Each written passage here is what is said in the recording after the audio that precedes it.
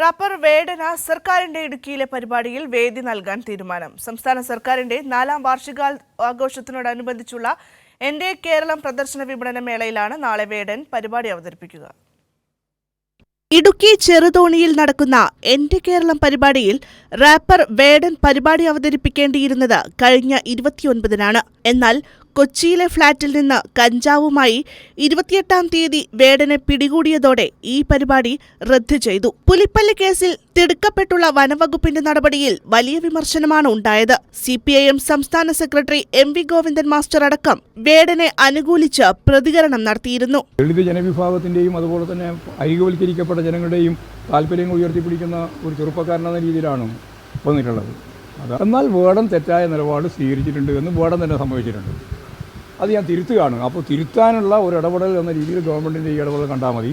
നാളെ വൈകിട്ട് 7 മണിക്ക് Vazhathope vocational higher secondary school മൈതാനിയിലാണ് വേടന്റെ റാപ്പ് ഷോ. സംസ്ഥാന സർക്കാരിന്റെ പിന്തുണ വേടന് ഉണ്ടെന്നത് വ്യക്തമാക്കുന്നത് കൂടിയാണ് ഈ പരിപാടി. ലഹരി ഉപയോഗത്തിൽ തെറ്റുപറ്റിയെന്നും തിരുത്തുമെന്നും വേടൻ പറഞ്ഞിരുന്നു. പരിപാടിക്ക് വലിയ സുരക്ഷാ ക്രമീകരണങ്ങളാണ് ഒരുക്കിയിരിക്കുന്നത്. കൈരളി ന്യൂസ്, ഇടുക്കി.